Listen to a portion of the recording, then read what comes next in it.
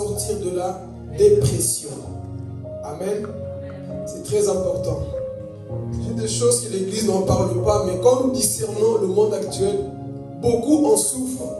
Beaucoup passent par ces choses qu'on appelle la dépression. Et la dépression, pour votre information, c'est une maladie. C'est une maladie de l'âme. Et nous allons voir où tout a commencé. Amen. On connaît tous, on a déjà entendu, on a vu des personnes qui étaient en dépression. Mais avant cela, nous allons d'abord lire, ensuite je vais donner les symptômes et qu'est-ce que la dépression et comment sortir de la dépression, cette maladie de l'âme. Amen. Donc pour cela, on va aller dans la Bible. Je vous invite à prendre la Bible avec moi.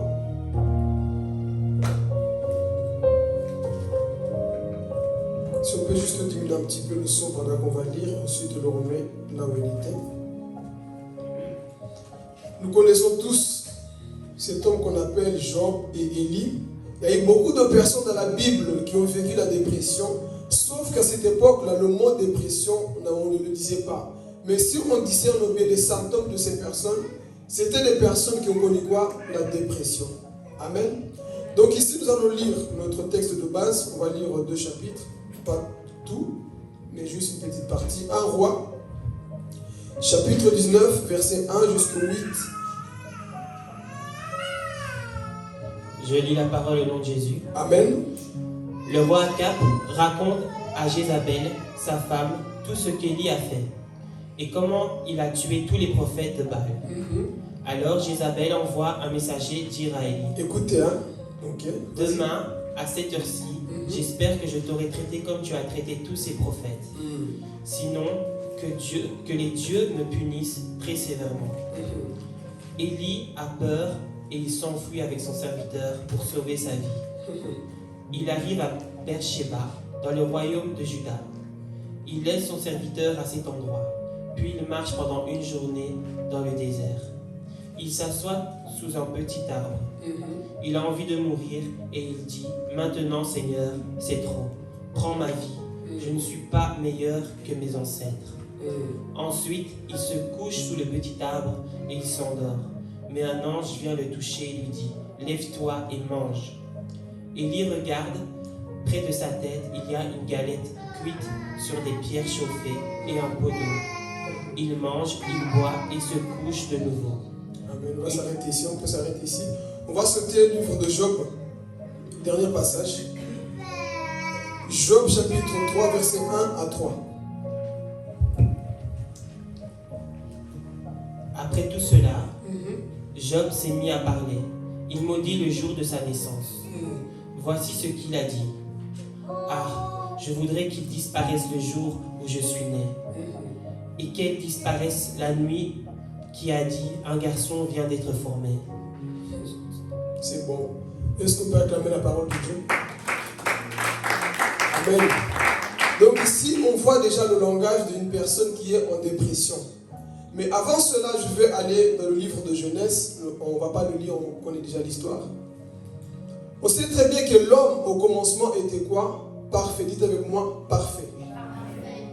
L'homme en soi était parfait dans le jardin de quoi? D'Éden. Il n'avait pas de soucis.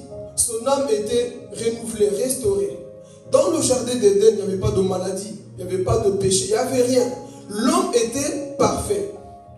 Mais qu'est-ce qui s'est passé? Nous savons très bien que Satan va rentrer quelque part pour séduire Ève et ensuite Adam. Mais il faut savoir une chose, que lorsque Dieu nous a créés en 3 parties. Dites avec moi, 3 parties. Dieu nous a créés en 3 parties. L'esprit, le corps et, répétez avec moi, l'esprit, l'âme et le corps. Donc Dieu a créé ces 3 dimensions dans l'homme. Mais Dieu va d'abord créer l'homme spirituel. Genèse chapitre 1. Dieu dit: créons l'homme à notre image. En soi, l'homme n'existait pas encore physiquement dans Genèse chapitre 1. L'homme existait, mais c'était l'homme spirituel. On ne le voyait pas. Donc Dieu crée l'homme dans le chapitre 1. On ne le voyait pas, c'était dans le projet de Dieu. Et Genèse au chapitre 2, Dieu va créer quoi? Le corps de l'homme. Et c'est là où il souffla le souffle de vie. Et l'homme devait quoi? Une âme vivante. Donc dans cette époque-là, lorsque Dieu parlait à Adam. Adam entendait la voix de Dieu facilement comme je vous parle. L'homme pouvait communiquer avec Dieu facilement. Donc en soi, tu marches, tu entends Dieu t'appeler. Philippe, tu te retournes. Il avait constamment les choses de Dieu. Et l'homme pouvait parler aux animaux. L'homme était intelligent. L'homme avait cette dimension surnaturelle en lui. L'homme pouvait détecter toutes choses. Personne ne lui faisait peur. Donc en soi, l'homme était quoi? Équilibré. Il pouvait nommer les animaux. Toi, tu t'appelles comme ça. Toi, tu t'appelles comme ça. Pourquoi? Parce qu'il était restauré. Mais qu'est-ce qui s'est passé? Un jour, Satan va passer vers le jardin d'Éden. Et c'est là où tout va commencer. Il séduit Ève, il séduit Adam et vont tomber dans le péché. Quand le péché est entré, c'est là où l'homme a laissé l'esprit. Est-ce qu'on suit? L'homme va laisser l'esprit et va maintenant dépendre de son âme. Et c'est là, dans l'âme, que se trouvent tous les problèmes, les sentiments, les émotions. Tout se passe dans l'âme. C'est pour ça que vous allez voir certaines personnes, ils commettent un acte, tu te poses des questions. Oh, comment est-ce que cet homme a fait ça? Comment il a pu faire ça? C'est parce qu'en soi, l'homme a chuté. L'homme dépend aujourd'hui de son âme et non de son esprit. Parce que depuis la chute, l'homme est déséquilibré. Donc c'est ça qui va se passer. Maintenant, aujourd'hui, dans le temps qu'on vit, beaucoup de personnes dépendent de quoi? De leur âme. Et si je veux même parler, même les chrétiens dépendent de leur âme. Et pourtant la Bible nous dit de marcher selon l'esprit. Donc ici, nous voyons aujourd'hui dans le monde actuel, même les chrétiens, la dépression ne respecte personne. La dépression touche les chrétiens, la dépression touche les païens, touche tout le monde. Pourquoi? Parce que l'âme est en train de prendre possession. L'esprit n'y est plus. L'homme en soi n'entend plus Dieu. L'homme en soi dépend trop de ses émotions, ce que je ressens, ce que j'entends, et tu vis en fonction de ça. Or que lorsque Dieu t'a créé, tu avais un esprit supérieur qui pouvait quoi? Dominer. C'est comme ça qu'on pouvait entendre Dieu, on pouvait parler à papa sans pour autant jeûner. Et c'est pour ça que vous allez voir aujourd'hui beaucoup de chrétiens, ils vont courir gauche à droite pour entendre la voix de Dieu chez un prophète. Avant, ce n'était pas comme ça. Avant, Dieu te parlait constamment. Donc ici, on voit, l'homme a chuté. Et aujourd'hui, dans le monde actuel, les hommes qu'on voit dépendent de quoi? De leurs émotions. Raison pour laquelle, quand tu vois une personne en dépression, la première des choses à faire, c'est de ne pas le juger. Parce que la personne en soi dépend de ses émotions. C'est plus fort qu'elle. C'est plus fort que lui. Quand une personne est en dépression, notez ceci. Quand une personne est en dépression, ne va pas pour le condamner. Ne va pas pour le juger, sinon tu vas l'achever. Une personne en dépression, son âme est affaiblie. Son âme est perdue. Son âme est attristée. Il est abattu. Tu peux faire tout ce que tu veux. Ici, je ne vais pas dans un premier temps, le premier niveau, les païens et les chrétiens charnels qui vivent la dépression. Et ensuite, nous allons parler de ce qu'on a lu ici, Job et Élie. Donc ici, dans un premier temps, les païens qui vivent la dépression, quand ils sont dans la dépression, ne viens pas lui dire, mais toi aussi, pourquoi tu es triste? Toi aussi, pourquoi tu as ceci? Cherche d'abord à comprendre pourquoi la personne est triste. Cherche à causer, assieds-toi, comprends d'abord pourquoi tu es dans cet état. Au lieu de dire, mais toi aussi, moi ta plainte, tu n'es pas lui. Tu ne sais pas ce que les personnes vivent. Parce que très souvent, qu'est-ce qu'on fait? Je ne comprends pas ces personnes. Hein. Pourquoi il est comme ça? Non, pas pourquoi il est comme ça. Quelque chose est rentré dans son âme. Et cette personne aujourd'hui est déséquilibrée. Donc ne cherche pas à pointer du doigt quand quelqu'un est en dépression. Et vous voyez comment la dépression détruit les gens aujourd'hui. Quand vous voyez quelqu'un se saouler, boire, fumer, coucher gauche à droite, certaines personnes, c'est la dépression. Vous allez voir des maris, des femmes, ils finissent le travail, ils ne vont pas à la maison, ils vont au café. Pourquoi? Ils sont des fois en dépression. Quelque chose dans leur âme est abattue. Et ils cherchent une force, mais par eux-mêmes, ils n'arrivent pas. Et beaucoup restent dans leur chambre et pleurent. Pourquoi? Parce que j'y suis en dépression. Et comment des fois cette dépression peut venir? Des fois parce que tu as perdu quelqu'un de cher, tu as perdu un emploi, tu as perdu quelque chose. Et du fait que ton âme est faible, du fait que cette âme-là, qu'on dit l'âme abattue, est attristée, tu rentres en quoi? En dépression. Et ça, tout le monde peut le vivre. Dites avec moi, tout le monde peut le vivre. Parce que quand on parle, moi-même, Dieu m'a appris beaucoup de choses par rapport à ça. J'ai pris le temps d'étudier et de parler même aux médecins chrétiens. Cette chose-là touche la majorité des gens, même les chrétiens autour de nous. Donc, quand tu vois quelqu'un en dépression, ne dis pas, mais je ne comprends pas pourquoi il peut vivre ça. Quelque chose, un événement est venu dans sa vie qui fait que je suis comme ça. Notre but, lorsqu'on voit des personnes en dépression, c'est d'aller d'abord les encourager. Si tu ne sais pas quoi dire, ne dis rien, mais ne décourage pas. Sinon, tu risques d'achever la personne. Donc, mets-toi à sa place. Dis, mais pourquoi? Qu'est-ce qui s'est passé? Explique-moi ton cas. Pourquoi tu vis ces choses? Parce qu'aujourd'hui, à cause du divorce, des séparations, la perte de quelqu'un, beaucoup de personnes sont en quoi? En dépression. Je déprime, j'ai rencontré beaucoup de personnes. Chaque jour, je reçois des appels. Je déprime, ça ne va pas ma vie, je vais me suicider. Pourquoi? Parce que quelqu'un m'a quitté ou parce que j'ai perdu une personne de trop chère dans ma famille. Et aujourd'hui, je suis en quoi? En dépression. Et ces personnes, des fois, ça prend du temps pour guérir. Et si même, scientifiquement parlant, des fois, on encourage que les gens puissent voir quoi? Les psys. Si Dieu a mis les psys, c'est pour un but aussi. Là, je suis encore au niveau des païens. Est-ce qu'on suit? Si ça ne va pas, tu as le droit d'aller voir un psy. Et ça m'a rappelé une fois, avec mon petit frère, donc nous, c'était souvent des bagarres, Maxime, pour ceux qui le connaissent. Bagarres, disputes. Et un jour, on était sur le toit, pour ceux qui sont déjà venus chez moi, vous voyez le toit qui est dans la cuisine. Donc c'était plus ou moins cette hauteur-là chez mes parents. Et j'étais sur le toit avec Maxime. On était en train de jouer sur le toit. Quelle folie. On jouait sur le toit. Et lui, il est en train d'avancer. Il dit, Maxime, n'y va pas là-bas parce que si ça casse, tu risques de tomber. Et il a mis son pied sur la vitre. La vitre, vous voyez comme chez moi, là, c'est cassé en deux. Il est tombé en bas. 4 mètres. La chance, il est tombé sur une table. Boum! Et les gens pensaient que moi, j'étais fou. C'est moi qui avais poussé mon petit frère. Parce que quand il est parti à l'hôpital, on lui disait quoi? Qui t'a fait ça? Il a dit, c'est mon grand frère. Je dis, ah, mais comment ton grand frère a pu te pousser? Qu'est-ce que tu ne vois pas dans sa tête? Et moi, non, je ne l'ai pas poussé. Alors les gens ne me croyaient pas, comme j'étais un peu fou à cette époque-là, les gens ne me croyaient pas. Ils m'ont amené chez les psys. Vous savez, des fois les psys, quand toi-même tu sais que tu vas bien, c'est toi qui prends le psy pour enfant. Ils ont commencé à me poser des questions. Ils se disent, dessine un peu ta famille. Je commence à dessiner. Et ils me disent, si tu dois tuer une personne dans ta famille, qui est-ce que tu vas tuer? C'est ça qu'on appelle la thérapie. Pour eux, c'est comme ça qu'ils voient, qu'ils délivrent les gens qui sont dans la dépression. Ils doivent d'abord te discerner, voir ton comportement, comment est-ce que tu penses. Donc ils ont dit, dessine ta famille. S'il y a une personne que tu dois tuer ici, mets une croix. Et moi, je savais que je n'avais pas la dépression. J'avais aucun problème. Et je savais qu'il me posait cette question parce que mon petit frère a dit, c'est moi qui l'ai poussé. Alors il pensait que moi, j'avais des problèmes. Donc si tu dois tuer quelqu'un, qui est-ce que tu vas choisir? Dans mon cœur, je dis, mais dans mon cœur, ils sont bêtes ou c'est comment? Comment on peut me poser cette question? Moi, j'aime ma famille. J'ai dit, personne. Il me dit, pourquoi? Parce que j'aime ma famille. Pourquoi je dois tuer les gens comme ça? Et c'est moi-même qui voulais les enseigner. Donc, parce que des fois, quand tu pars chez les psys, toi, tu vas parler pendant 1 heure, 2 heures. Et ils vont te dire juste 2-3 mots pour te voir un peu comment tu es. Ensuite, ils te disent, il faut faire ça, il faut faire ça. Mais ça, c'est la thérapie selon le monde. Et nous allons voir la thérapie selon Dieu après. Donc ils m'ont dit, qui tu vas tuer? Dit personne. Et ensuite ils m'ont posé des questions qui n'avaient rien à voir dans mon cœur. J'ai perdu mon temps ici. Donc la thérapie pour eux, des fois ça peut marcher. Tu t'ouvres, ils te posent des questions pour voir d'où vient le problème.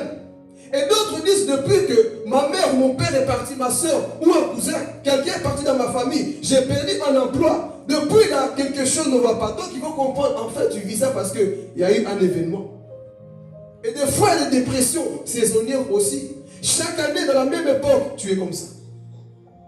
Chaque année, dans la même époque, tu es triste. Pourquoi? Parce que c'est la période qui te rappelle que c'était le divorce. C'est la période qui te rappelle quoi? C'est que quelqu'un est parti. C'est une dépression saisonnière. Mais j'ose croire qu'au nom de Jésus, à la fin de ce message, ne passera plus vers cette dépression.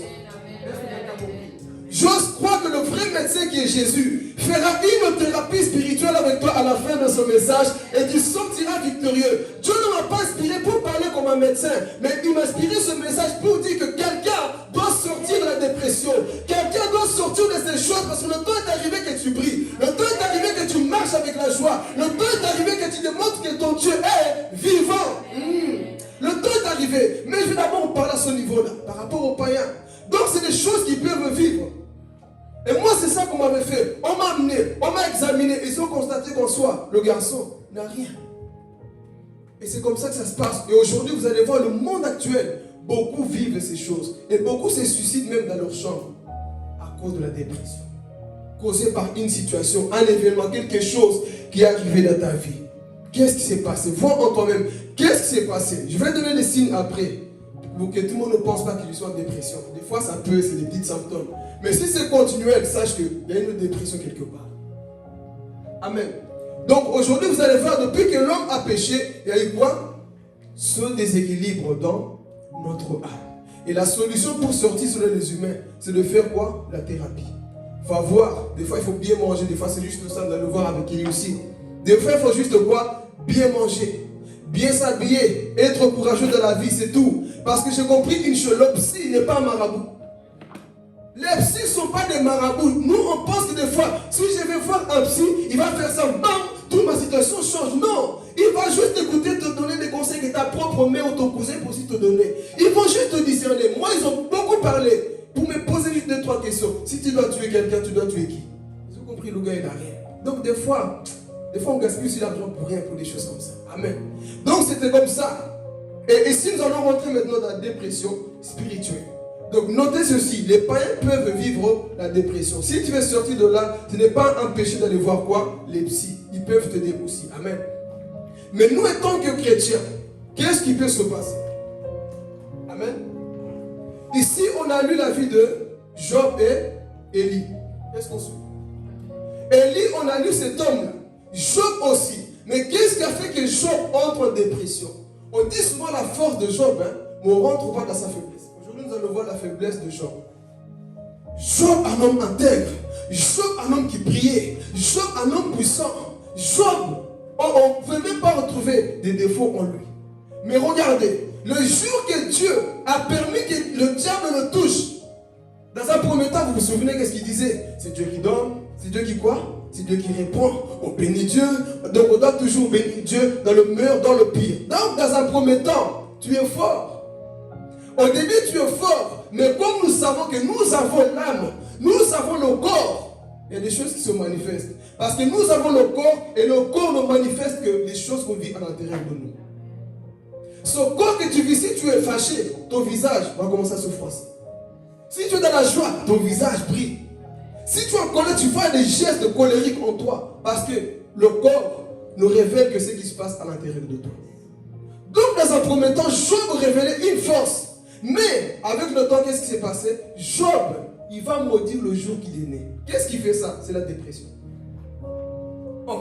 Comment toi, Dieu t'a créé, Dieu t'avait béni. Aujourd'hui, parce qu'une situation est rentrée dans ta vie, Job, tu es en train de maudire le jour que tes parents sont partis au lit. C'est ça, lisez très bien ces plaintes. Job est en train de dire, pourquoi ce jour-là, mes parents sont rentrés dans la chambre pour dire qu'on va faire Job. En soi, c'est comme s'il insultait Dieu. Seigneur, il ne fallait pas me créer. Seigneur, il ne fallait pas me faire ce jour-là. Donc la dépression, c'est ça des fois. On dit tout n'importe comment parce que tu es en dépression.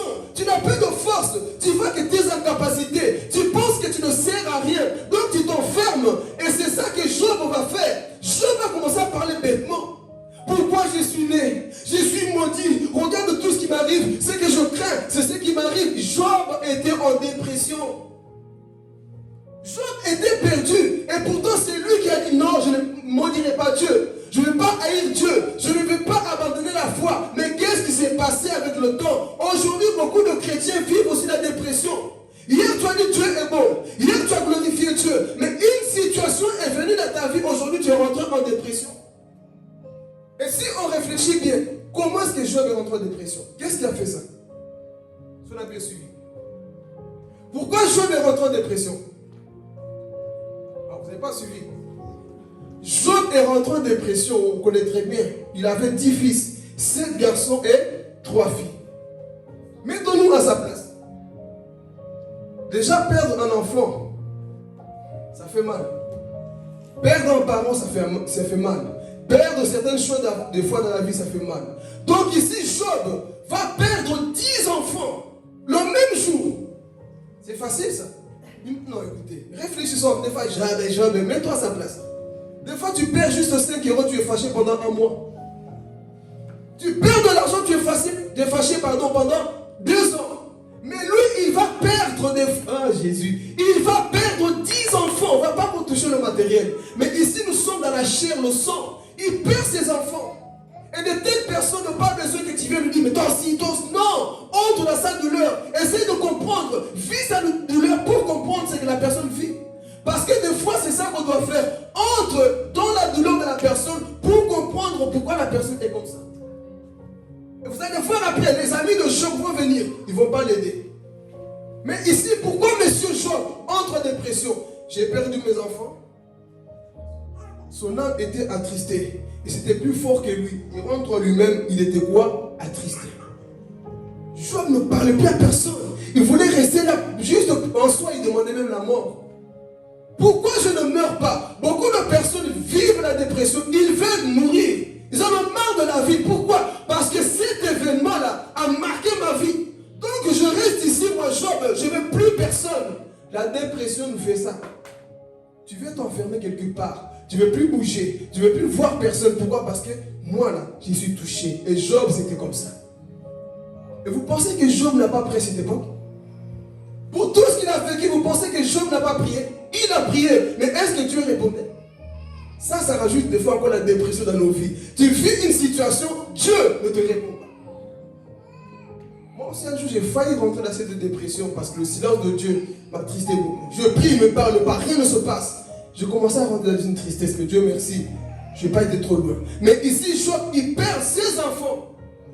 Seigneur, montre-moi mon péché. Montre-moi ce que je fais. Pourquoi mes enfants sont partis? Qu'est-ce que j'ai fait? Où sont les portes que j'ai laissées ouvertes? Dieu n'en parle pas à Job. Et Job continue de souffrir. Écoutez, des fois dans la vie c'est comme ça. Tu perds tout. Mais les problèmes, toi tu dis bon, ça s'est passé, ça va s'arrêter. Mais les problèmes continuent. La vie de Job c'était comme ça. Il perd ses enfants. Il pensait que bon, on me laisse tranquille. C'est pas fini. Il perd toute sa richesse. Job, c'était l'homme le plus riche dans cette époque-là. Mais qu'est-ce qui s'est passé? Dieu enlève tout et Dieu ne parle pas. Dieu ne lui révèle rien, mais ce Job, comment voulez-vous que ces personnes ne dépriment pas? Dieu, tu m'as créé, je n'ai rien fait, je n'ai pas péché, tout va bien, je te crée, je prie, je donne ma dîme, je donne mon offrande, je viens à l'église. Pourquoi je vis ça? Job pouvait interroger Dieu. Pourquoi je vis ça, Seigneur? Quel est mon péché? Job va rentrer dans une dépression totale. Il ne comprend pas ce qu'il arrive. Lui-même s'interroge en lit. Il commence, mais pourquoi je vis ça? Quel est mon péché? Job était en train de s'interroger. Waouh, qu'est-ce que j'ai fait? Des fois, tu n'as rien fait, mon frère, ma soeur. La seule chose que Dieu te demande, sois fort. Sois fort dans cette situation que tu es en train de traverser. Cette dépression causée parce que un membre de famille est parti, comme Job. Mais Dieu te dit de tenir tout simplement quoi? Ferme. Et Job était là. Il pensait que c'était fini. Maladie. On enlève mes enfants, ma richesse, maintenant c'est mon corps. Mettez-vous à la place de Job. Je pense que même moi, je ne sais pas, hein, je n'allais même pas tenir. Mais Job, lui, au moins, il a tenu. Mais on voit que par après, c'est normal. Dites avec moi, c'est normal. Et tu perds tout, hein. Et ensuite, ulcère, on peut dire une maladie bizarre qui était en lui, là, qui rongeait le corps. Une maladie vient encore sur toi. Mais tu te dis, mais est-ce que je suis maudit? C'est les sorciers de la famille qui m'envoient en sort. C'est donc qu'est-ce qui se passe? Pourquoi tu ne me protèges plus? Tout m'arrive, Jésus. Tout d'un coup, là, les gens te regardent, les gens te connaissent sur Facebook. Hey, tu as maigri, hein? Tu es en train de perdre du poids, hein? Tu as coupé tous tes cheveux, Job. Qu'est-ce qui se passe? La dépression, c'est ça. La majorité des gens qui coupent les cheveux, les femmes surtout, c'est la dépression. Job a rasé sa tête, dépression totale. Et il prend la poussière, il met sur lui. Voilà, je reste comme ça, ça ne va pas. Dépression. L'homme en soi ne comprenait pas ce qu'il arrivait. Déséquilibre dans sa propre vie. Pourquoi tu me rends malade? Qu'est-ce que j'ai fait? Je n'ai pas péché, Seigneur. Pourquoi je suis dans cet état? Mais il ne savait pas que Dieu est en train de le tester. Je vais rajouter en même temps une chose. Parfois, quand Dieu est en train d'agir dans ta vie, il va te tester et il va rester silencieux.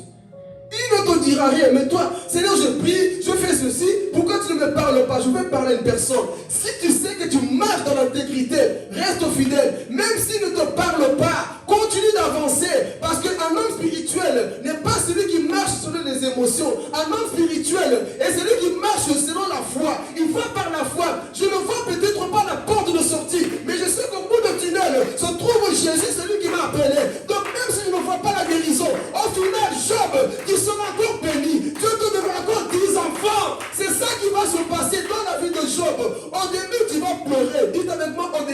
pleurer.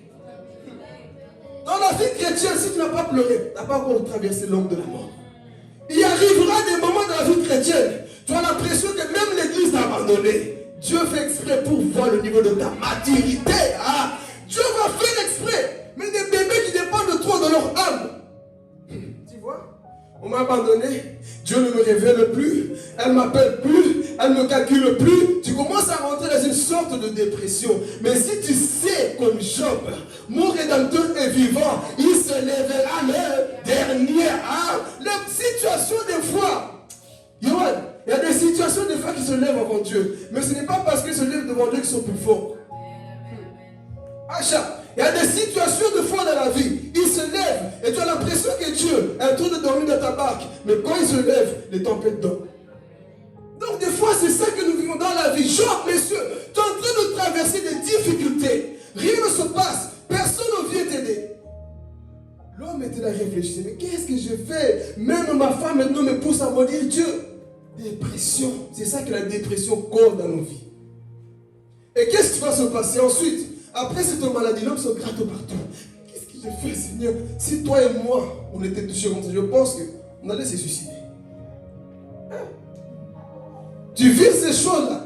Tu penses que tu vas pouvoir marcher avec joie? Il faut que Dieu t'explique le pourquoi, pour que tu gardes une joie. Donc, qu'est-ce que Dieu va faire? Il va envoyer 3 amis. Eliou, Bildad et Eliphaz. Ils vont aller commencer à encourager Job. Ils sont partis une semaine. Quand ils ont vu Job, ils ne parlaient pas. C'est normal. Quand ils ont vu l'état de Job, ils disent, hey, ma copine, tu as maigri. Hey, tu es devenu comme ça. Qu'est-ce qui se passe? Il m'a quitté. Il est parti. Il est mort. J'ai perdu mon emploi. La dépression, c'est ça qu'elle fait des fois. Quand tu perds tout, ta santé aussi commence à partir. Pour d'autres, ils mangent beaucoup pour prendre du poids. Mais pour d'autres, ils commencent à perdre. Donc, il était comme ça. Il voit Job de loin. Hey, monsieur, qu'est-ce qui s'est passé? La Bible dit qu'ils ont pris la poussière, ils ont mis sur eux. Ils ont commencé à pleurer. Ils ont fait une semaine, une semaine. Une semaine, 7 jours sans parler à Job. C'était l'entre deux, juste contempler. C'est pour dire des fois, quand tu ne sais pas quoi dire, ne dis rien. Parce que vous allez voir, quand ses amis vont commencer à parler, vont commencer à pointer du doigt Job. Donc le premier jour, ils n'ont rien dit. Deuxième jour, ils n'ont rien dit. Regarde, si tu ne sais rien dire, ne dis rien. Si tu ne sais pas encourager, ne dis rien. Et c'est ça que ses amis ont fait. Ils n'ont rien dit. Et puis Job commence à se plaindre, eux là. Au lieu de comprendre sa souffrance, Job, toi tu veux corriger Dieu? Ils ont commencé à le pointer du doigt. Job, toi tu crois quoi? C'est pour dire à quelqu'un, quand quelqu'un est en dépression, quand quelqu'un est en souffrance, ne viens pas pointer du doigt. Ne dis pas moi, si c'était moi, toi, si c'était toi. Dieu permet que tu perdes ta mère et ton père, que tu perdes tes enfants, que tu perdes ta richesse, que tu perds tout, il te rend malade. Parle à moi. Des fois, on a facile à parler parce qu'on n'est pas dans la peau de l'autre. Et ses amis, c'était comme ça. Job, toi aussi. Comment est-ce que tu peux agir comme ça? Comment tu peux maudire Dieu? Tu ne sais pas que c'est Dieu qui a tout créé? Job, il avait raison de pleurer. Il avait raison de se plaindre parce que c'est lui qui vivait la douleur. Mais combien de gens aujourd'hui viennent te critiquer? Ah, mais toi aussi, pourquoi tu bois beaucoup comme ça? Pourquoi tu fumes beaucoup comme ça? Beaucoup fument parce que c'est la dépression, église. Beaucoup boivent trop parce que c'est la dépression, c'est des symptômes de la dépression. Donc si toi tu viens pour le juger, tu ne l'aides pas. Entre chez lui, parle avec lui, cause avec lui, qui t'explique le cas que la personne vit. Mais qu'est-ce que nous faisons aujourd'hui? On est juste vite à juger les gens. Non, moi je ne peux pas comprendre pourquoi les chrétiens peuvent vivre ça. Non. Sois dans sa place. Vis ce que la personne vit, ensuite, il faut parler. Et ces amis-là, ils ont commencé à quoi? Job, vraiment, toi vraiment, comment est-ce que tu peux vivre ça? Job pleurait parce qu'il a perdu tout. Il était seul au monde avec sa femme seulement. Encore un peu tuer sa femme. Mais c'est pour dire à quelqu'un, quel que soit ce que Satan peut enlever, Dieu laissera toujours une force où tu peux t'appuyer. Quelqu'un n'a pas compris. Que Satan peut tout enlever. C'est vrai. Mais il laissera toujours un espoir. Ta femme, quelqu'un à côté pour dire, écoute, on est ensemble. Satan avait tout enlevé. Pourquoi je me suis interrogé? Pourquoi Dieu, tu n'as pas permis qu'on tue sa femme? Dieu connaît vos limites. Dieu connaît nos limites. Il sait ce qu'il ne doit pas toucher. Il sait ce qu'il doit laisser. Je connais la force de Jonathan. Je vais tout l'enlever. Mais, je vais parler. Je sais que si je laisse sa femme là, il ne va pas mentir. Il va tenir, mais jusqu'à un certain moment. C'est pour ça que 1 Corinthiens 13 nous disent que Dieu ne nous donnera jamais une tentation qui dépasse nos forces. Avec la tentation, il nous donnera aussi le moyen de supporter. Donc en soi, Dieu ne te donnera jamais un poids trop lourd à soulever. Il te donnera toujours un poids où tu sais que tu peux l'enlever. Ça sera difficile, mais Seigneur, mais tu peux le faire. Dis à ton voisin, tu peux le faire. Tu peux soulever cette épreuve. Tu peux soulever cette douleur. Tu peux le faire, frères et sœurs, parce que Dieu t'a donné la capacité de le faire. Dieu est fidèle, la Bible nous rajoute. Dieu est fidèle. Avec la tentation, il donne aussi le courage, la force de pouvoir la supporter. Donc certaines personnes, c'est vrai, ils pleurent, sont tristes, mais Dieu leur a donné une capacité. Il y a des personnes, même dans leurs difficultés, Dieu a déposé en eux une force surnaturelle. Des fois, tu ne comprends pas. Mais pourquoi elle tient toujours? Pourquoi il tient toujours? Dieu a mis en lui une capacité surnaturelle. Si Dieu permettait que ça t'arrive à toi, tu allais abandonner. Mais Dieu a permis que ça arrive à Job. Parce qu'en Job, il y avait la capacité de tenir jusqu'à la fin. Alléluia. Il y avait la capacité de tenir jusqu'à la fin. Quand Dieu met une personne à l'épreuve, il lui donne aussi la capacité de tenir. Alléluia. Dieu nous donne toujours la capacité de tenir. Car Dieu, ce n'est pas un monstre. Comment moi je vais donner une charge de la viande à Noé? Je sais qu'il va se mordre. Je sais qu'il va s'étouffer. Je vais lui donner du bibi. Dieu des fois nous donne du bibi spirituel. Noé, bois seul. Oui, mais pas bois. Tu as la capacité de prendre le biberon et de boire. Mais les gens vont te dire, mais papa, tu es méchant. Donne-lui à boire. Non. Il a appris maintenant. Il sait boire le bibi tout seul. Tu es en train de me dire à quelqu'un ici, tu peux maintenant boire le bibi spirituel tout seul. Tu n'as plus besoin qu'on vienne à chaque fois faire ceci. Non. Tout simplement tout seul. Tu as la capacité de prendre le bibi et de mettre dans ta bouche pour commencer à boire, pour que tu aies la force. Alléluia. C'est ça que la dépression fait. Job était là, il perd tout seul, l'homme se gratte. L'homme a pleuré. Mais Dieu lui a donné une capacité. J'ai tout enlevé, Job. Mais regarde autour de toi. Il y a des gens qui t'aiment. Regarde autour de toi. J'ai laissé quelque chose. Je vais laisser une famille. Il y a toujours un reste, comme on va le voir avec Élie. Il y a toujours un reste. Dieu t'a laissé quelque chose auquel tu peux t'appuyer. Donc ne te suicide pas dans cette chambre de dépression. Ne meurs pas dans cette chambre de dépression. Tu as un futur devant toi. Tu as une vie devant toi. Ne meurs pas, ne te suicide pas dans cette chambre parce que c'est difficile. Dieu m'a dit de te dire que tu as la capacité de vaincre. Tu as la capacité d'aller de l'avant. Donc ne laisse pas Satan venir te suicider, te tuer dans cette chambre. Je suis mort de dépression. Non, au nom de Jésus, tu traverseras cette dépression. Au nom de Jésus, tu sortiras de là. Et Satan dira, comment tu as fait? Tu diras, mon Dieu est fidèle. Mon Dieu est vivant. Donc je ne mourrai pas dans ce problème. Tiens la main de ton voisin. Jésus, ça la l'option. Tiens la main de ton voisin. Tiens la main de ton voisin, frère. Tu dis, même si on doit mourir, on va se battre ensemble. Dis-lui, même si on doit mourir, je n'entends pas de voisin, mais tu es mon voisin spirituel. Même si je vais mourir au combat, je vais mourir là-bas, mais au moins, je vais me battre. Ah oui, je veux me battre, Satan. Toi, tu pensais m'achever parce que tu as enlevé tout dans ma vie. Mais je sais une chose, je préfère que tu me tues. Au moins, je t'ai donné des coups. Satan, je vais te mordre, mais je me suis battu. Je ne lâcherai pas comme un lâche. Je vais continuer à y croire que Dieu peut restaurer ma vie, peut restaurer ma famille. Je ne mourrai pas dans ce problème. J'ai perdu un travail, mais il ouvre des portes. J'ai perdu quelqu'un, il est fidèle. Alléluia. Le Dieu que nous servons, c'est un Dieu fidèle. Job était là. Et ses amis sont venus le décourager. Mais il y a un ami. Il y a un ami. Dites avec moi, il y a un ami. Il y a un ami. Lui ne te découragera jamais. Jésus. Là où l'homme ne comprend pas ta douleur, lui comprend ta douleur. Là où l'homme ne comprend pas ta souffrance, lui comprend ta souffrance. Donc confie-toi plus à Jésus qu'aux hommes. Quelqu'un n'a pas compris. Confie-toi plus à Jésus qu'aux hommes. Parce que les hommes vont te juger. Les hommes vont te critiquer. Les hommes vont te dire, mais pourquoi tu as mis ça? Pourquoi tu as fait ça? Pourquoi tu es comme ça? Mais Dieu lui sait que la source c'est parce que tu as perdu tes enfants. Donc il peut te comprendre. Lui peut te comprendre. Je vais dire à quelqu'un, Dieu peut te comprendre. Il peut te comprendre.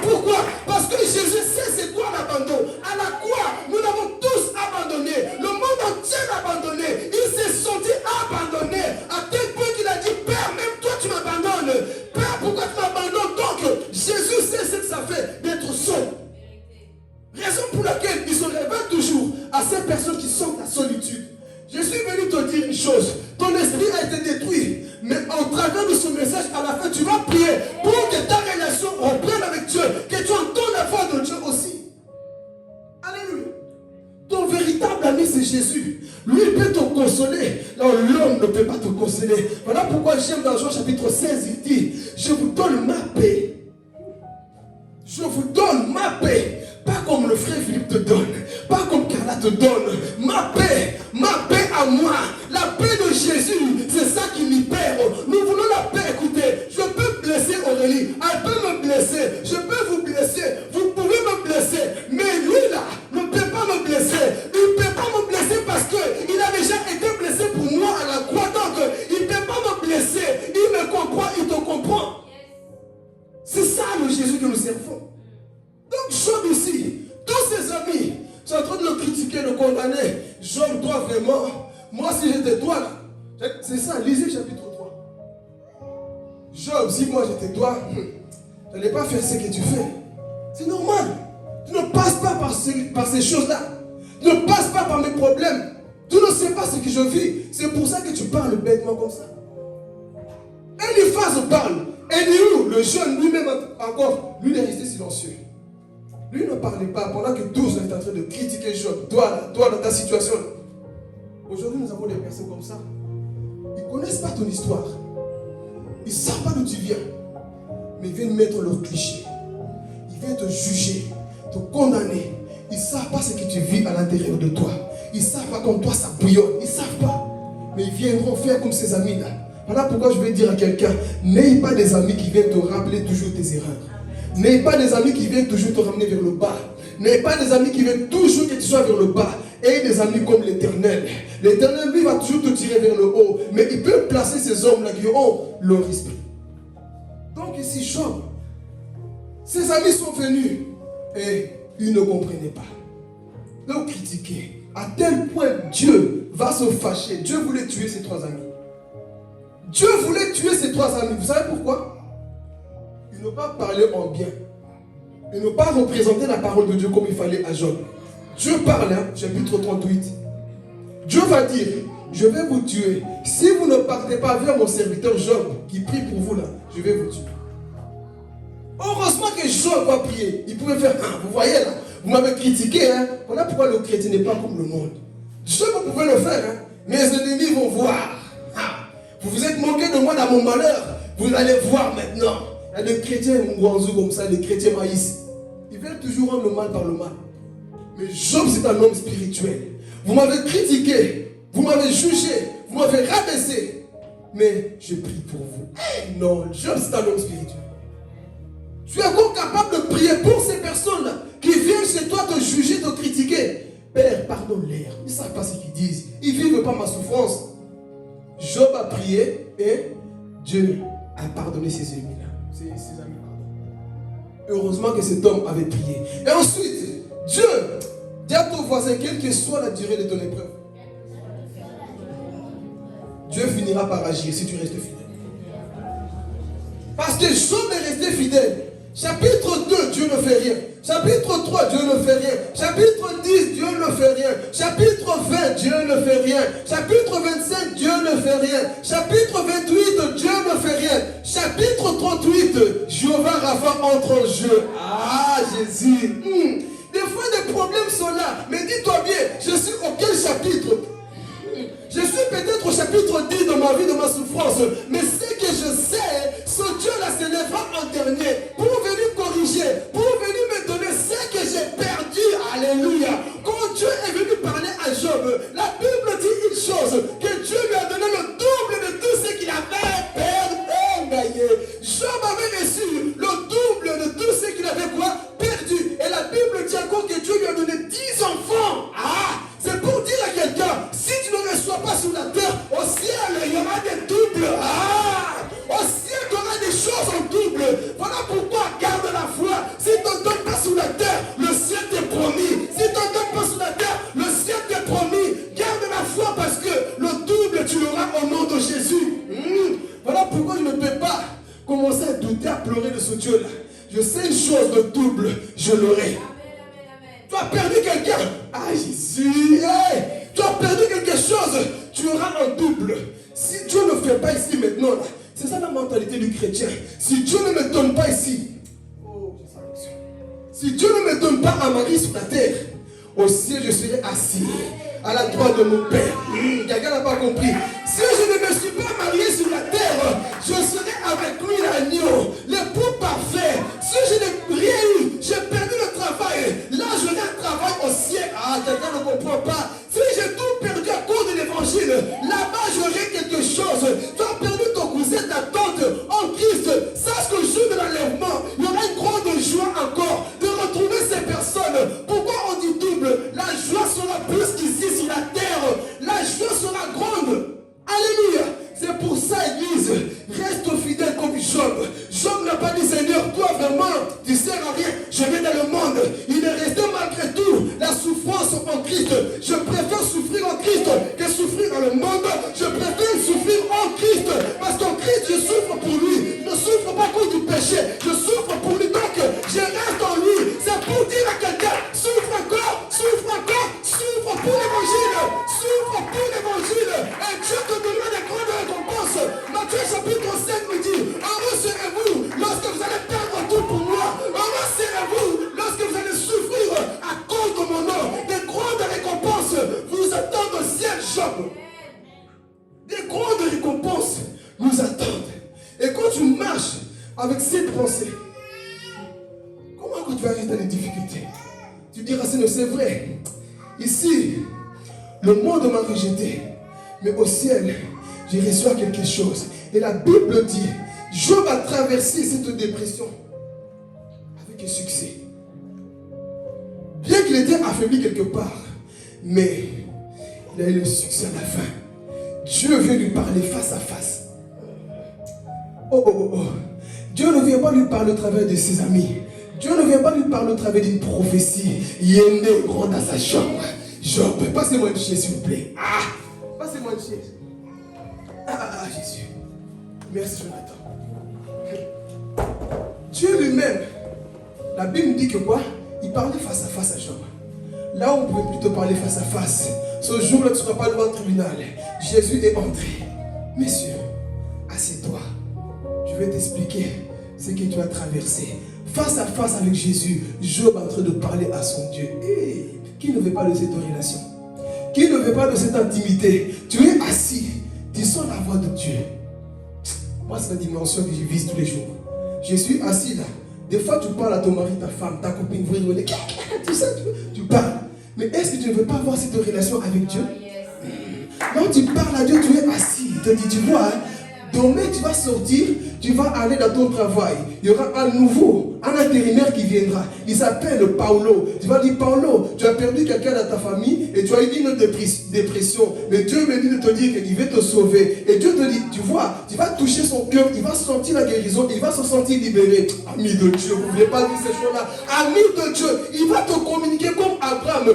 Cacherai ce que je vais faire à Sodome, à Abraham. Dieu révèle ses secrets à toutes ces personnes qui tiennent jusqu'à la fin. Tu es assis, tu vas dans ton église. La soeur là a une mauvaise pensée dans son cœur contre un tel. Va lui dire telle chose, qu'il change sa vie parce que s'il meurt demain, il va en enfer. Dis-lui de changer. Le temps est arrivé que Dieu te parle face à face. Écoutez, nous sommes en train de monter de dimension. Nous ne sommes pas en train de chuter. Le temps est arrivé que Dieu te dit, va dire à ta mère, je lui donne encore une année. Si elle ne change pas, elle meurt. Si elle ne change pas, elle part en enfer. Le temps est arrivé que tu dises la vérité. Mais pour cela, il faut que Jésus soit assis. Il faut que Jésus soit assis dans ton cœur, dans ta chambre. Lorsqu'il vient te parler, ce n'est plus Netflix, WhatsApp, des bêtises. Non, le temps est arrivé à la chaise de la malédiction.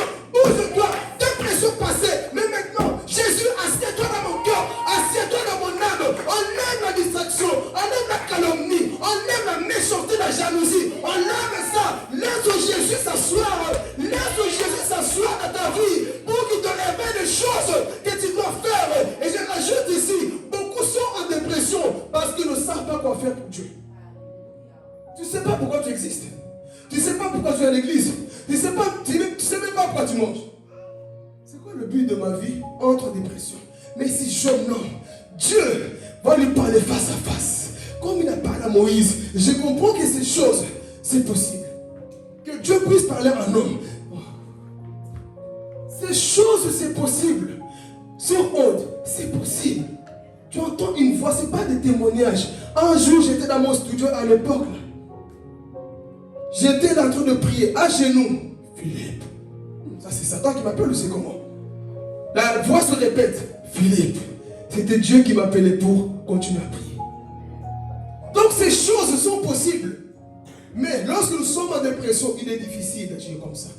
Et M. Job ici, merci Jonathan, il parle à Dieu face à face. Dieu lui donne des promesses. Dieu lui dit, mon fidèle serviteur, tu as gardé la foi. Tu n'as pas abandonné dans cette dépression. Combien dans cet état-là sont partis se pendre? Mais toi, tu as dit, non Seigneur, je serai quand même là, même si c'est difficile. Voilà pourquoi j'encourage toujours des personnes qui traversent des moments difficiles, mais qui sont toujours là pour glorifier leur Dieu. Sachez que Dieu va vous récompenser spirituellement. Amen. Job reçoit en plus. On a vu la première personne, Job, a traversé cette dépression. Mais à la fin, il fait la thérapie. Nous allons rentrer ça en profondeur avec Élie. Dieu lui parle face à face. Dieu les problèmes. Dieu lui a aussi quoi? Reproché. Mais après les reproches, Job, tu as tout perdu, hein? Double de ce que tu avais. Je te donne encore 10 enfants. La même chose. 7 garçons, 3 filles. En soi, je n'ai rien perdu. Les épreuves que nous vivons ne sont pas comparables à la gloire à venir. Quelqu'un n'a pas compris cette parole. C'est dans la Bible. Les épreuves, la souffrance actuelle ne sera pas comparable à la gloire qui sera révélée pour nous là-haut. Donc c'est pour ça que je vais dire à quelqu'un, tiens bon. C'est compliqué, dépression, pas dépression, tiens bon, parce que ce qui t'attend au ciel n'est pas comparable à la souffrance que tu vis aujourd'hui. Amen. Job va traverser ça. Et il reçoit le double. Mais il était quoi? Intègre. Amen. Première personne qui a sorti de la dépression dans la Bible, Job. Il est sorti parce que Dieu lui a parlé. Et Dieu lui a expliqué des choses. Tout ce qu'il avait perdu, Dieu lui a quoi? L'a donné. Et le temps passe. On va parler maintenant d'Élie. Qui connaît Élie? Lève la main. On connaît tous. Si tu ne connais pas, je vais t'en poser la main sur la joue. On connaît tous Élie. Quand on parle d'Élie, on dit souvent, hey, Élie, un homme puissant. Lui, quand il parlait, le feu descendait du ciel. L'eau descendait du ciel. Lui, quand il faisait des miracles, il ressuscitait les gens. Élie, c'est un homme puissant. On le sait très bien. Mais regardez un homme puissant qui va aussi rentrer en dépression. Oh. Messieurs, tu as prêché avec foi. Tu as défié les 850 prophètes de Baal. Tu as défié Étibal, père de Jézabel. Tu as défié toutes ces personnes. Mais qu'est-ce qui se passe en toi? Lorsque Jézabel a entendu que Élie a tué tous tes prophètes, Jézabel. Élie, l'homme là, il a défié des prophètes sur le mont Carmel. Il les a tous égorgés, tués. Ah bon? Jézabel a dit, ah bon? Que mes dieux me punissent. Élie là, je l'aurai.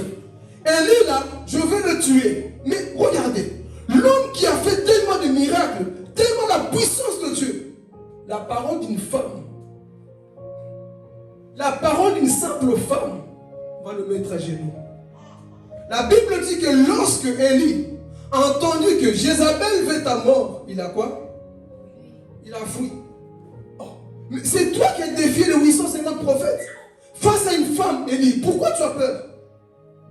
Élie était dans la dépression aussi. Et c'est là que nous allons voir maintenant quelques symptômes aussi que certaines personnes peuvent montrer, même s'ils prient. Élie entend ces paroles et il va fuir loin. La dépression, on a des symptômes aussi de la dépression. L'isolement. Élie va s'isoler seul. Moi.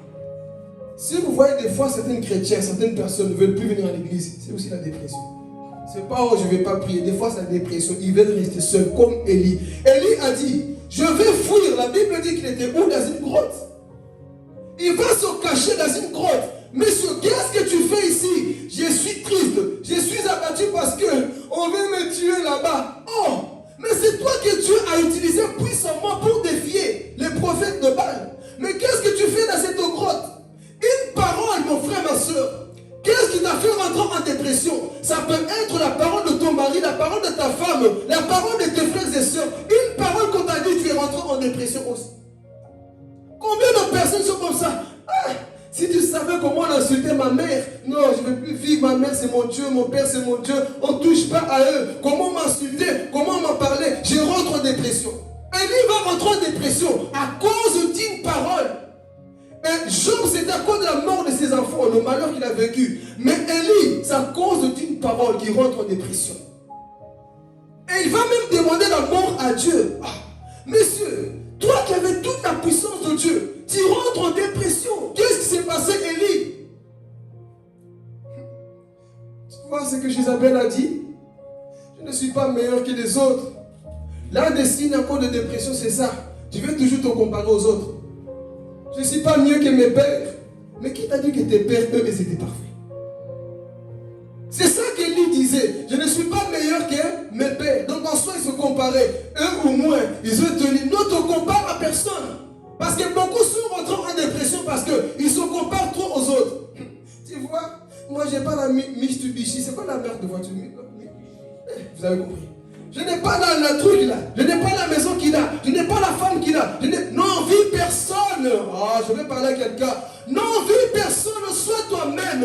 Dieu t'a créé spécial. Avec tes défauts ou pas, Dieu t'a créé spécial. Donc, ne rentre pas en dépression. Oui, parce que je ne sais pas ce que l'autre a. Regarde-moi, tu vois. Regarde ma situation, tu vois. Je n'ai pas la force. Des fois, je vais parler. Des fois, on envie des personnes qui vivent une vie pire que nous. Mais parce qu'on voit sur les réseaux sociaux, bien maquillés, bien habillés, mais tu sais comment ils pleurent tous les jours à la maison. Des fois, on envie les gens, mais tu ne sais pas le nombre de larmes qu'ils laissent dans leur chambre. Ah non, mais ils ont une belle voiture. Belle voiture ne signifie pas que tu as une belle vie spirituellement. Regarde son maquillage, le dernier prix, maquillage de Rihanna, moi j'ai le maquillage de Wibra, donc tu commences à envier les autres là. Non, sois dans la joie, sois en paix avec le peu que tu as en Christ. Non, vie personne Élie. Oui, mais mes pères, eux, au moins, ils ont fait ça, ils ont agi comme ça. Ils se comparent. La dépression nous pousse des fois à voir les autres meilleurs que nous. Tu vois, lui, et tu commences même à envier tout ce que tu vois. Dans leur église là-bas, eux ils ont ça, chez moi j'ai pas ça. Dans leur maison, eux ils ont ça. N'envie personne. Ah, je vais parler. Dieu t'a créé spécial, tu es unique à ton genre. Tu es unique à ton genre. Il n'y a que toi. Sois fier de toi-même. Le temps est arrivé que tu sois fier de ce que Dieu a fait en toi. David avait compris. Seigneur, je te loue. Je te loue de ce que tu m'as créé une belle créature. Bouton par bouton, tu m'aimes.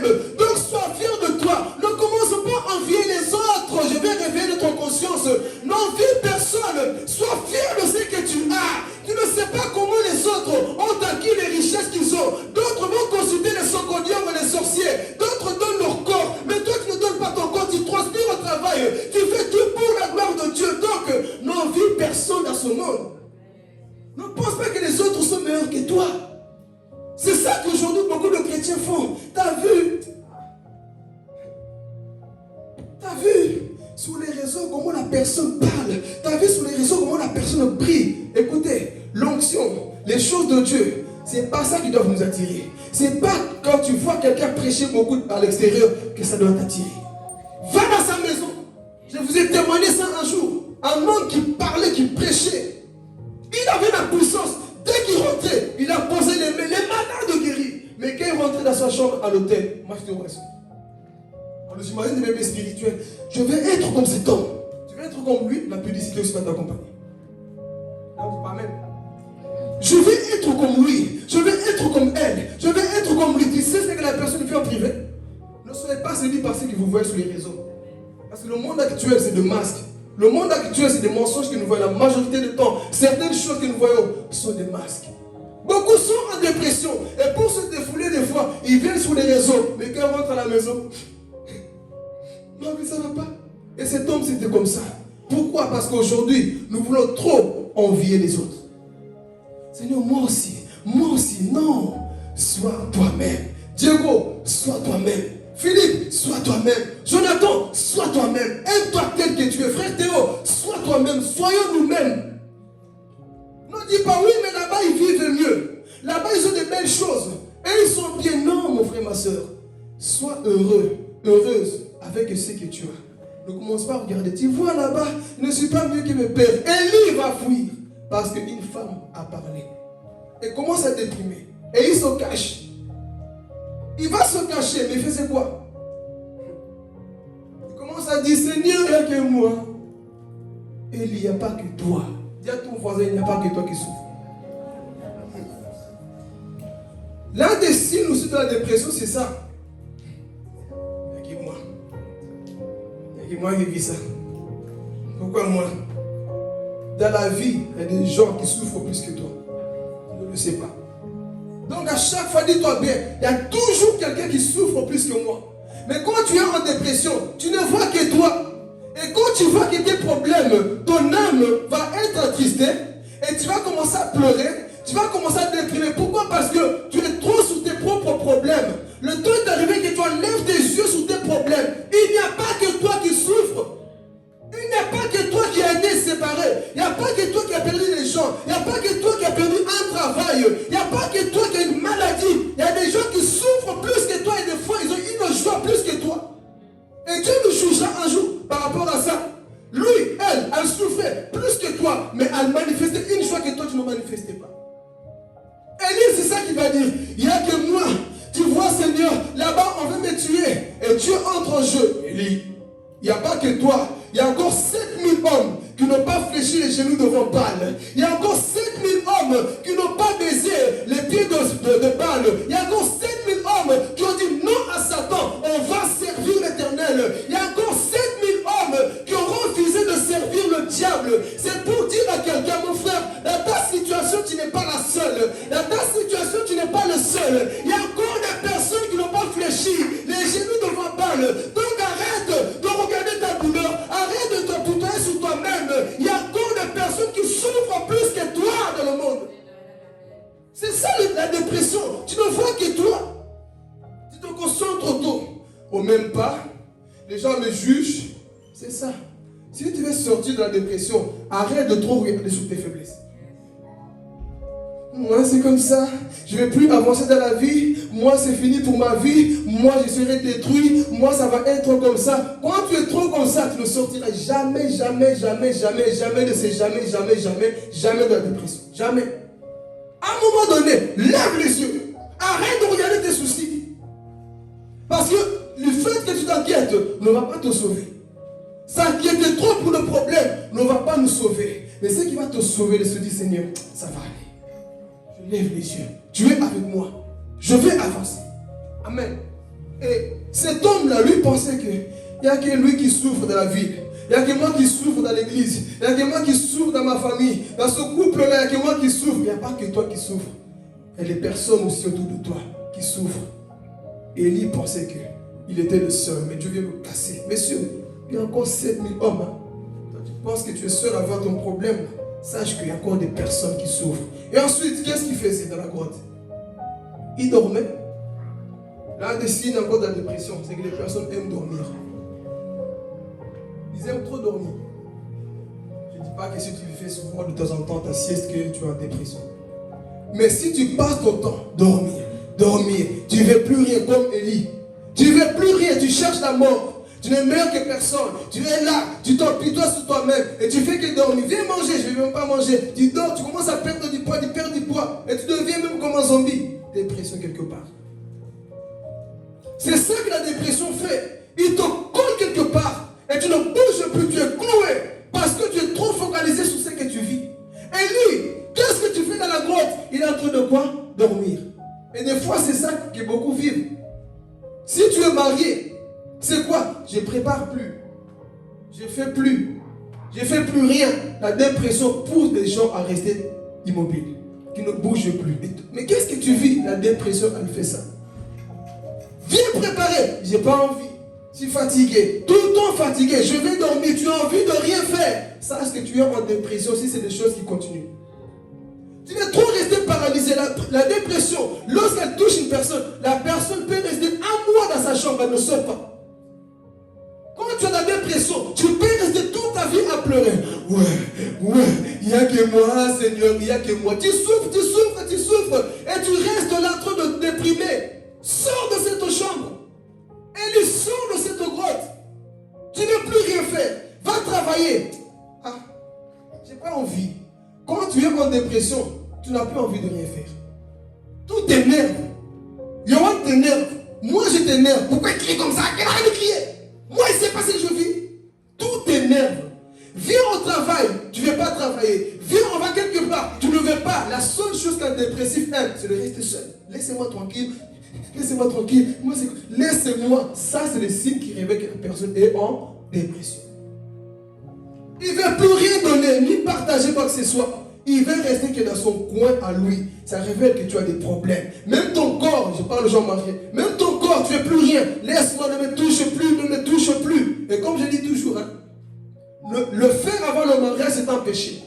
Ne pas le faire après le mariage, c'est un péché. C'est pour les adultes. Mais quand tu es en dépression, tu es souvent comme ça, tu ne veux plus rien. Et tu peux même casser ton mariage à cause de la dépression. Tu peux casser ton couple à cause de la dépression. Pourquoi? Tu es trop négatif. Tu es trop... Non, j'aime pas ça. Tu t'énerves vite pour rien. Et sache que si tu n'as pas marié une bonne personne, elle va te quitter, il va te quitter. Pourquoi? Parce que tu es toujours négatif. Ça va pas, laisse-moi. Et vous pensez que la personne a la patience de Job? La Bible dit que Job était l'homme le plus patient. Moïse, l'homme le plus humble. Et tu crois que ces personnes-là qu'on marie, l'homme a ses limites. Dites avec moi, l'homme a ses limites. L'homme a ses limites. C'est pour ça que vous allez voir, donc ça c'est les gens du monde. Quand ça ne va plus dans son couple, il commence à convoiter les femmes de l'extérieur ou les hommes de l'extérieur. Pourquoi? Parce qu'à la maison, je n'ai plus ce que j'ai connu au début. Et beaucoup de choses se passent comme ça dans nos familles, dans nos couples. Dieu nous bénisse, nous sommes en Christ. Mais quand tu es en Christ, mon frère, ma soeur, il ne faut pas que tu commences à fuir la maison. Tu sais que, non, je n'ai pas envie là-bas. Déjà, on n'a pas préparé, je sais, moi-même déjà qui va préparer. Je vais même chez Tacos. Je vais ailleurs. Pourquoi? Parce que tu sais qu'à la maison, tu n'as pas la paix. Oh. Quand une personne est en dépression, sa maison devient une maison de bataille. Que des disputes. Des disputes pour rien. Tu t'énerves pour rien. Qu'est-ce qui se passe? La personne est en dépression comme Élie. Il ne peut plus rien faire. Et tu peux détruire ton couple aujourd'hui. Beaucoup de personnes sont divorcées. Vous savez pourquoi? Posez-moi la question. Encore? Parce que tout simplement, les personnes qui étaient censées construire, garder leur mariage, étaient des personnes qui étaient quoi? Faibles. Et du coup, le mariage était cassé. Et des fois, c'est pas Satan, c'est la chair. Oh, pourquoi ils étaient bien? Ils rigolaient bien. Qu'est-ce qui s'est passé? Vous ne connaissez pas les histoires de la maison. Oh, mais ils souriaient bien parce que l'un d'eux était en dépression. Et sachez, si un homme ou une femme n'a pas la patience, un jour il va partir. Un jour il va partir parce que la dépression, quand tu es quelqu'un, mon frère, ça énerve. Si c'est tout le temps, là, toujours la même chose, au point que tu commences à fouiller, comme je l'ai dit tout à l'heure, il y a des hommes, je travaille avec certaines personnes qui sont mariées. Après le boulot, ils ne vont pas à la maison. Ils vont où? Café. Parce qu'ils savent, tu n'es pas content d'aller à la maison? Des fois, on finit un peu plus tôt parce qu'il y a mauvais temps. Tu ne rentres pas à la maison? Non. J'ai vu la personne en train de pleurer. Pourquoi? Le jour même pendant qu'on parlait, sa femme l'envoie un message. Il lit le message, commence à pleurer. Oh. Ils étaient mariés, pas des copains-copines. Ils étaient mariés. Il lit le message de sa femme. Sa femme l'a mis dehors comme ça. Viens plus chez moi, j'en ai marre de toi. Je veux plus de toi, tout. Et vous savez, quand une personne arrive à parler comme ça, c'est parce que ça a commencé depuis longtemps. Jamais un homme ou une femme viendra te dire, si j'arrête avec toi, c'est fini. C'est des choses qui ont commencé depuis longtemps. Et quand ça déborde, dégage. Quand ça dépasse, je ne veux plus de toi. Et cet homme, je ne sais pas s'ils se sont réconciliés. Mais ce jour-là, il est parti à pied. Sa femme a pris tout. Voiture, maison, tout. Ils étaient quoi? Divorcés. Je ne sais pas s'ils se sont réconciliés. Mais j'ai compris qu'il y avait un problème de dépression dans le couple. Et un jour, c'est là qu'il m'avait expliqué certaines choses. Je ne peux pas vous dire selon eux. Ils m'ont expliqué. Et j'ai dit, c'est la dépression. Quand tu vis ça dans ton foyer, tu n'es pas en paix. Tu vis dans une maison comme si tu es en enfer. Tu dormais. Tu n'es pas en paix. Tu vis comme si tu rentres, tu sors. Tu n'as pas la paix. Un homme, une femme doit avoir la paix dans sa propre maison. Il faut que lorsque tu rentres, tu n'as pas envie de sortir. Moi, quand je suis chez moi, je n'ai pas envie de sortir. Parce que je suis bien dans ma maison. Et aujourd'hui, beaucoup n'avancent pas. Le mariage, ça ne va pas parce que quelqu'un est en dépression. Et ça, tu communiques ça à ton conjoint. Et le pauvre ou la pauvre n'est pas heureux à cause de toi. temps chamaille, tout le temps rien ne va, tout le temps. Et un dépressif crée beaucoup de problèmes. Non, il n'y a pas de problème. Un dépressif, même si vous rigolez tout d'un coup, vous rigolez bien, il sort une parole. Une simple parole, ça va vous amener au Congo. Une simple parole que tu as dit, ça vous amène, tu vois, et puis ça finit dispute, ou dormez fâché, on ne mange pas, tu sors. Ça, c'est des problèmes que beaucoup vivent, j'avance ici, que beaucoup vivent dans le mariage. Que beaucoup vivent même soi-disant en couple, ça ne va pas. Parce que chacun fait comme il veut. Moi, aujourd'hui, j'ai envie de rien faire. Tu as envie de rien faire? Sache une chose, hein. Quand tu ne veux pas bien nourrir ton homme, il va manger ailleurs. Pour les deux sens, vous avez compris. Quand ton homme ou ta femme n'est pas bien, ça soit même pour les hommes, quand tu ne t'entretiens pas bien la personne avec qui tu es, parce que toi tu veux rester dans ta dépression, sache que tu es en train de la perdre. Ah oui, dites amen. L'église va aussi parler de ça. Le monde ne va pas vous dire ça. Le monde c'est quoi? Ah, c'est bon, il y a des hommes mieux que lui, quitte-le. Mais l'église ne viendra pas pour te dire ça. L'église viendra pour te dire change parce que tu risques de perdre la personne que tu aimes. Et beaucoup de vivent ces choses à cause de quoi? Moi aujourd'hui c'est la flemme. Moi c'est la dépression. Élie, qu'est-ce que tu fais dans cette grotte? Je ne vais rien faire. Nous ne sommes pas appelés à marcher comme les gens du monde. Et Élie, juste une simple parole, frères et sœurs, ça l'a poussé à aller où? Dans la grotte. Dors beaucoup. Tu prends plus soin de toi sans suivre parler. Tu ne prends plus soin de toi. Un dépressif, il peut sortir entraîner avec des chaussettes trouées. Il ne se rend même pas compte qu'il est sorti avec des chaussettes trouées. Parce qu'il s'en fout de lui ou d'elle-même. Tu vas marcher avec le nez qui coule. Je veux du pain, je veux du pain. Tu es un dépressif. Lorsque tu es un dépressif, tu t'en fous même de toi-même. Tu ne prends plus soin de toi. Voilà pourquoi soyez belle toujours quand vous êtes dans la maison du Seigneur. Quand vous partez quelque part, soyez bien coiffés, bien habillés comme vous l'êtes aujourd'hui. Vous représentez le royaume des cieux. Nous représentons le royaume des cieux. Bien habillé, ce n'est pas un péché. Bien présenté. Mais un dépressif, il y a quoi dans la garde-robe? Un foulard, un training, c'est bon, je brosse même pas, je vais bonjour et tu pues partout. C'est pas bon. Il faut être bien présentable partout là où tu vas. Mais quand tu es en dépression, tu te négliges même. Tu prends du poids même. Oh, de toute façon, il y a personne qui m'aime. Comme Élie, de toute façon, on veut ma mort. Et tu commences à perdre aussi du poids. Oh, de toute façon, je reste comme ça, c'est pas grave. Non, prends soin de toi. Un dépressif est comme ça. Il veut rien, il veut se cacher. Mais Dieu veut te sortir de là. Tu dois bouger. Tu dois montrer que tu as la vie de Dieu en toi. Tu manges trop, tu manges miam. Pourquoi? Parce que moi c'est... De toute façon, quand même pas, je m'en fous. Qui n'a pas connu des gens comme ça? Moi je connais un collègue. Faisait que manger. Mangez, prenez du poids. Signe de dépression. Pour d'autres c'est beaucoup manger, pour d'autres c'est quoi? Il y a beaucoup de signes, mais je ne vais pas tout les détailler. Il y a beaucoup de signes, mais pour d'autres c'est la perte de l'appétit. J'ai pas faim. Viens manger, j'ai pas faim, j'ai pas envie. La personne dépressive est trop négative. Et des fois, ça peut énerver. Il change tout le temps d'humeur. Tantôt, il est dans la joie. Tantôt, il est dans la triste. Comme Élie. Tantôt, tu es power. Le feu descend. Les prophètes te parlent. Tombez par terre. Mais quand une parole de Jézabel, c'est moi qui tombe par terre. Hey, chrétien, sois toujours debout. Quel que soit ce que tu entends, tu as un Dieu.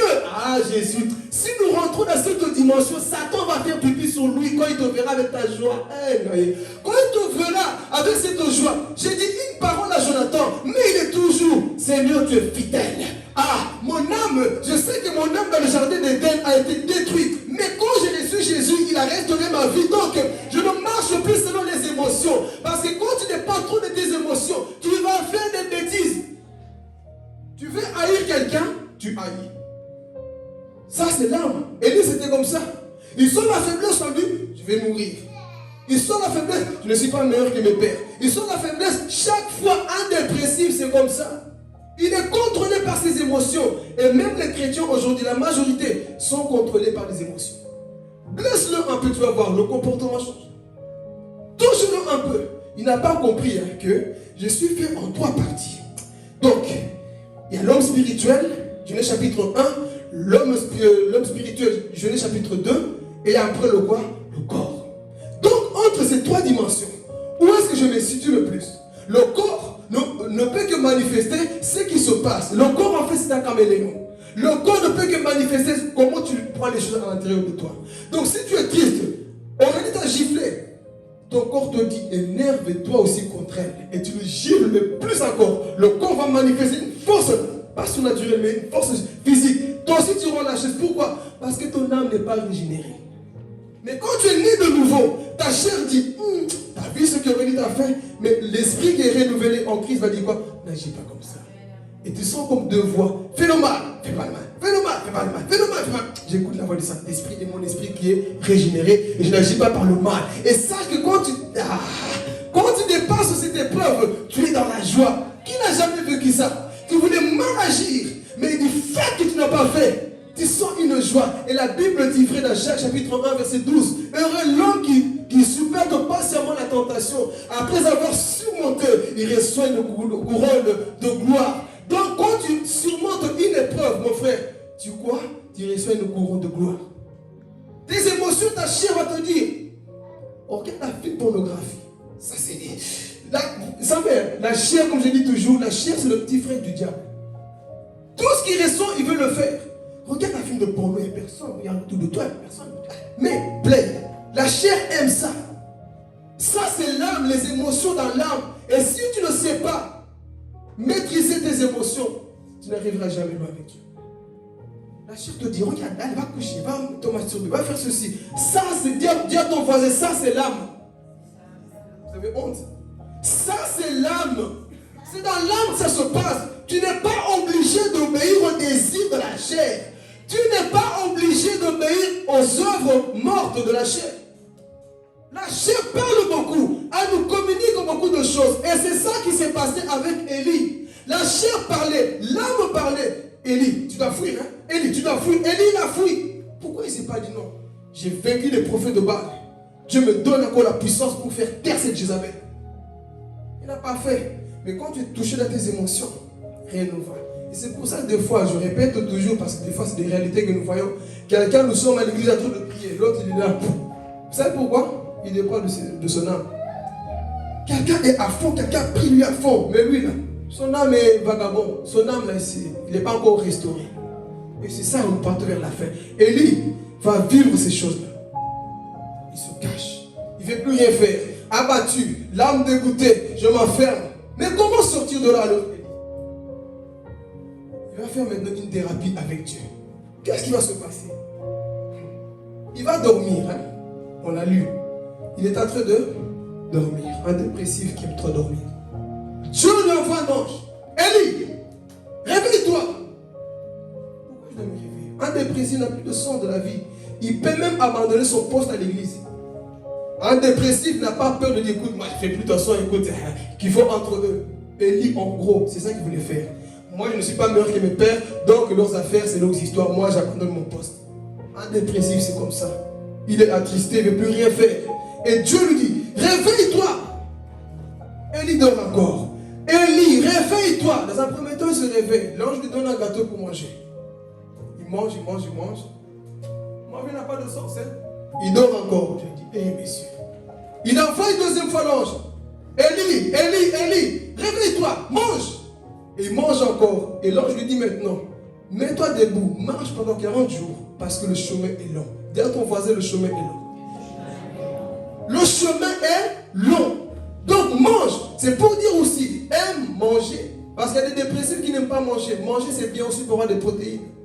Des fois, on pense que j'ai un démon. Non, c'est parce que tu ne manges pas bien. Mange pour que tu ailles avoir des protéines. Et cet homme va manger et il va marcher pendant 40 jours. Et il est arrivé. Et à la fin, comment est-ce que Dieu maintenant va sortir Élie de la dépression? Il a murmuré, il a parlé, il a fait ceci. Maintenant, Dieu va enseigner à Élie. La Bible dit une chose. Il était dans cette grotte et Dieu lui dit, sors de la grotte. Il est sorti de la grotte en soi. Sors de la dépression. Sors de ce problème. Arrête de pleurer sur toi-même. Arrête de voir que toi, le temps est arrivé que tu sors, Élie. Élie sort. Et Dieu envoie tremblement de terre. Lisez le chapitre 19. Tremblement de terre. Il y avait un grand tremblement de terre. Élie a dit, sur moi, Dieu est dans le tremblement de terre. Dieu est là. Allez, Dieu parle-moi. Dieu parle-moi. Dieu a parlé? Non. Il n'est pas là. Deuxièmement, Dieu envoie le feu. Oh, comme je suis un prophète de feu, Dieu est dans le feu. Allez, Dieu parle-moi. Dieu ne parle pas. Toujours dans la dépression. Il était là.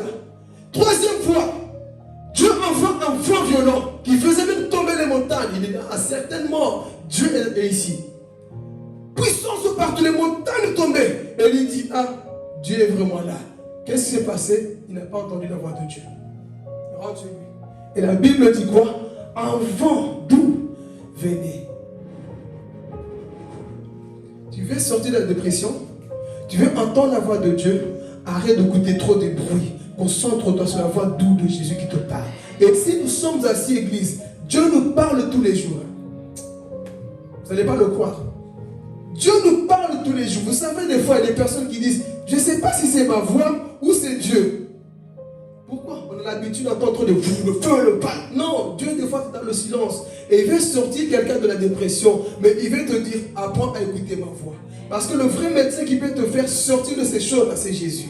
Comme j'avais dit dans la prophétie vendredi, il y a certaines choses, c'est vrai. Dieu, il n'y a que lui qui peut le faire. L'homme peut parler. Mais il y a certaines choses que seul Dieu peut le faire dans ta vie.